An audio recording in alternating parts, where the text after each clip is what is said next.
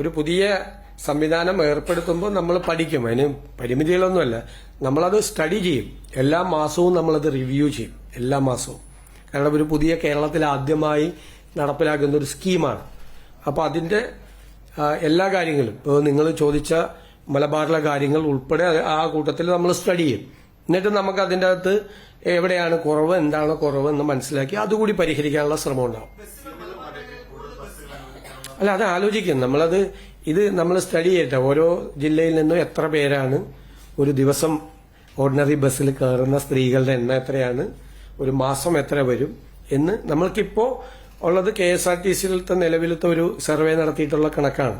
ആ കണക്ക് പ്രകാരമാണ് നമുക്ക് ഇത്രയും 750-800 കോടി രൂപയുടെ ബാധ്യത നമുക്ക് വരുന്നത്.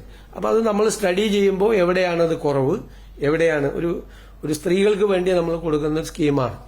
അത് നമ്മൾ ആഗ്രഹിച്ചതുപോലെ തന്നെ അത് പഠിച്ച് അതിനുള്ള ഓൾട്ടർനേറ്റീവ് സംവിധാനം ഏർപ്പെടുത്തുന്നു. പിന്നെ വഞ്ചന എന്നൊക്കെയുള്ള വാക്ക് ആളുകൾക്ക്, സ്ത്രീകൾക്ക് KSRTCയിൽ സൗജന്യ യാത്ര ഓർഡിനറി ബസ്സുകളിൽ അനുവദിക്കാനുള്ളൊരു സ്കീം 800 കോടി രൂപയോളം വരുന്നൊരു ബാധ്യതയുള്ള ഒരു സ്കീം പ്രഖ്യാപിച്ചിട്ട് വഞ്ചന എന്ന് പറയുകയാണെങ്കിൽ താങ്കൾ പ്രതിനിധാനം ചെയ്യുന്ന സ്ഥാപനത്തിന്റെ അഭിപ്രായമായിട്ട് അത് നാളെ എഴുതിക്കോ, സ്ത്രീകളെ വഞ്ചിച്ചു എന്ന് പറയും. അല്ലാതെ ഞാൻ വേറെ അഭിപ്രായം അതിനെ കുറിച്ച് പറയുന്നില്ല. പക്ഷെ ആ വാക്ക് ഒന്നുകൂടി ആലോചിക്കും. നിങ്ങൾ മാധ്യമപ്രവർത്തകരല്ലേ. ആ വാക്ക് ഒരു വലിയ പ്രധാനപ്പെട്ട സ്കീം. കേരളത്തിലെ പാവപ്പെട്ട സ്ത്രീകളാണ് ഇതിന്റെ അത് യാത്ര ചെയ്യുന്നത് കൂടുതൽ, ബഹുഭൂരിപക്ഷം പേർ. അല്ല, ലെറ്റ് മീ കംപ്ലീറ്റ്. ഞാനൊരു ഉത്തരം പറഞ്ഞുകൊണ്ടിരിക്കും. അങ്ങൊരു പ്രസംഗം പോലെ ഒരു ചോദ്യം ചോദിച്ചു. അതിന് ഞാൻ ഉത്തരം പറഞ്ഞുകൊണ്ടിരിക്കുകയാണ്.